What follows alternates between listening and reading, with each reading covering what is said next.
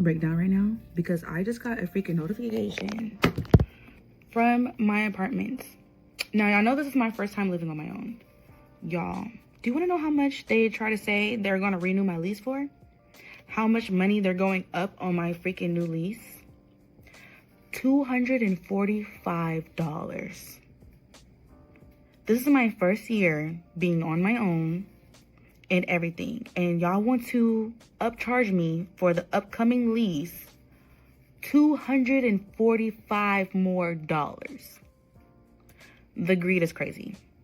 The greed is crazy because I've been paying my rent on time every month. Y'all ain't never had no problems with me, no nothing, no issues, and you have the nerves to send me a early renewal for $245.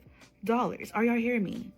And now I'm freaking out because I'm like, bruh, I never can have my way. I can never, as soon as I feel like life is going well, I get smacked in the booty. And then life is like, oh, you thought you were doing good? Well, here you go on a platter. So if you guys don't know, I cannot afford an extra $245 of rent.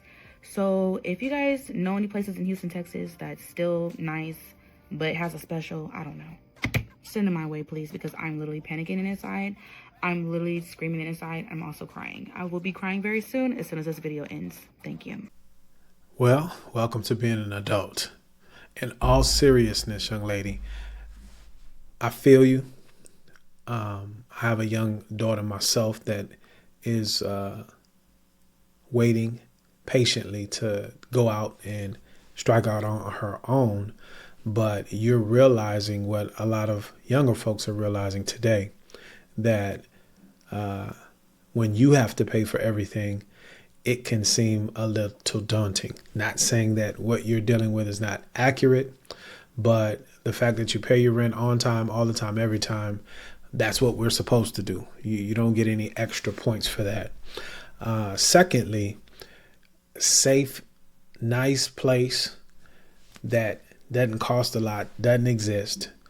And this is why I say, as a younger person, it might be better for you, might be more advantageous for you if you have a situation in which you can stay at home a little longer.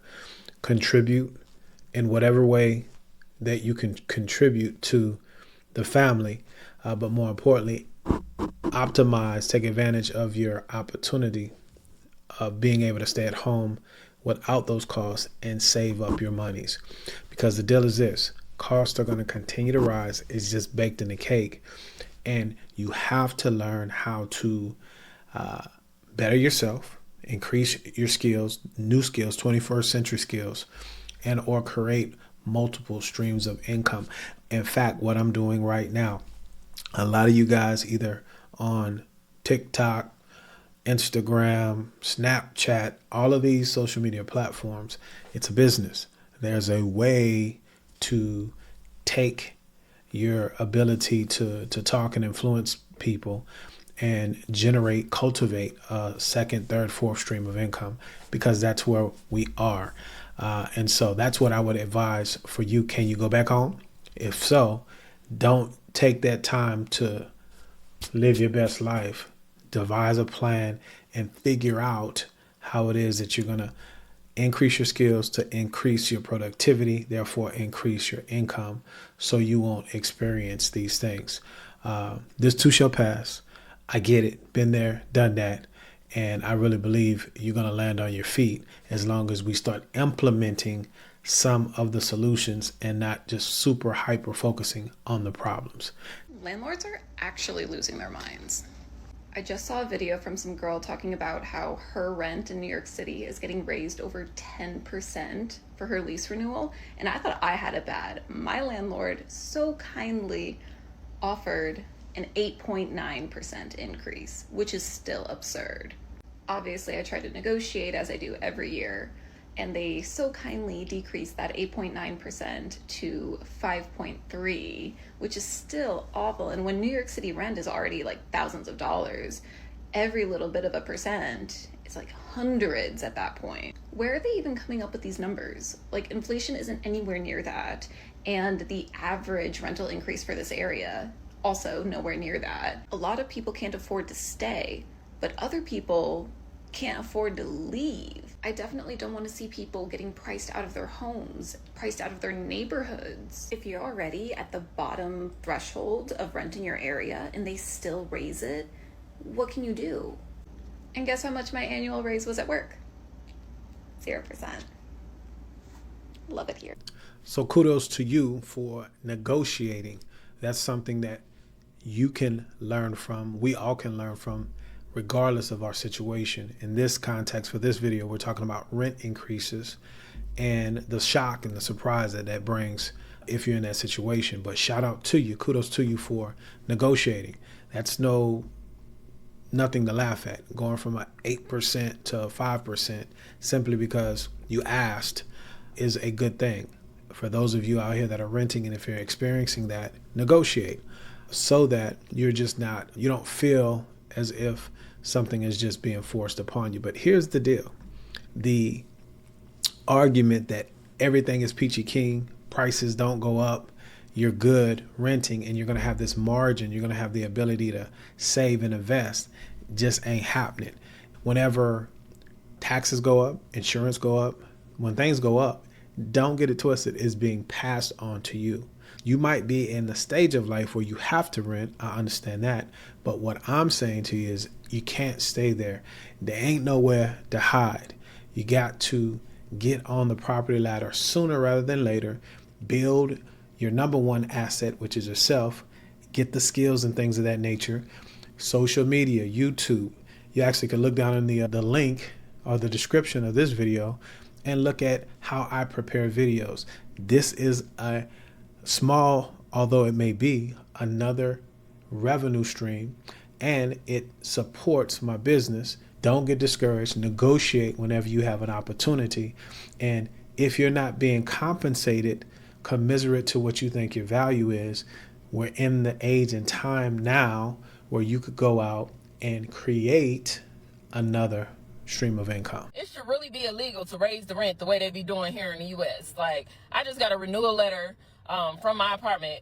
Got it late, first off, because we have to give 60-day notice. So I should have had this on the 1st of this month. They gave it to me on the 16th, and they tell me that my rent is going up $119 a month. $119. No upgrades, no anything. It's going up $119. It's been up every year. It's went up every year since I've been here already.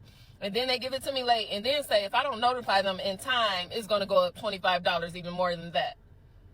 And then they say if I decide to go month to month, it's going to be $300 more to go month to month. How is this even legal for you to raise the rent like this and not do anything? Since I've been living there, there has not been one single upgrade to anything. Not the complex, not my apartment or anything. But I'm seeing a surplus, an increase in rent. I pay, if I renew, I'll be paying close to $400 more than when I started. That's insane. And it's going to continue to increase. It's a business. So another example of someone that's disgruntled about the rental increases because you've been sold that rent is less expensive than home ownership. And it may be for a period of time, but keep in the forefront of your mind, it's a business, especially when you're dealing with multi-family units, anything more than 5 units. The valuation of those properties, those projects, if you will, comes from the net operating income. So any way they can increase the revenue of that profit of that project, it's going to increase the value because at some point in time they're looking to cash out and pass it on. So understand that. Number 2, they haven't broken any laws, and you are beholden to what it is that they want you to do if you want to stay. If you pay, you stay. If you don't, you won't. And there's 1,000 other folks that are in a position to where they're ready to replace you. And so you don't get the treatment that you think you're supposed to get. And again, 5 more years, the average rent to have a safe, clean place, especially in these larger cities, you're going to be pushing $3,000. It's tied to inflation. The real issue is you got to start increasing your skill level and or another stream of income. Okay. and get it out of your mind that someone is here to take care of you. Ain't nobody here to take care of you. You got to take care of yourself. You guys have to understand you got to get in where you fit in and ride the wave. It's a ladder. You got to get on whatever rung you're on and move up so that your future self will thank you for it. I moved into my apartment in June 2023. I was paying $1,790 in rent. I just got notified that March 1st, my rent will be increasing to $2,023.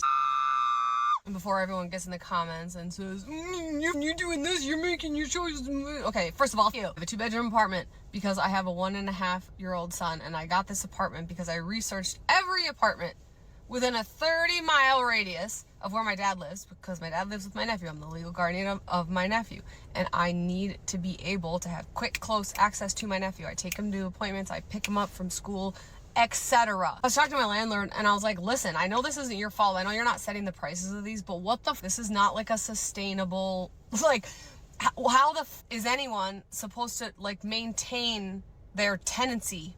I said, should I expect another huge rent increase? And he's like, yeah, in September, there's going to be another like $80 to $120 rent increase. And I'm like, so let me get this straight. I had to pay $5,500 to just get into this apartment. I could live in a 1-bedroom. I don't want to because I just figured out crib training with my son. I pay electric and I pay gas, which is another, 100 to 120 a month, like on top of that. I hate that the issue is that I'm at a point in my life where paying another $120 a month in rent is like pissing me off. I know that the solution is to just make more money so that this is going to happen and I'm going to have more wiggle room in my budget and blah, blah, blah. I think about the bigger picture, and I think about like the regular people who are just trying to survive, and like the average income and like what it cost to just literally survive. That's not like getting ahead. That's not saving money. That's not potentially owning a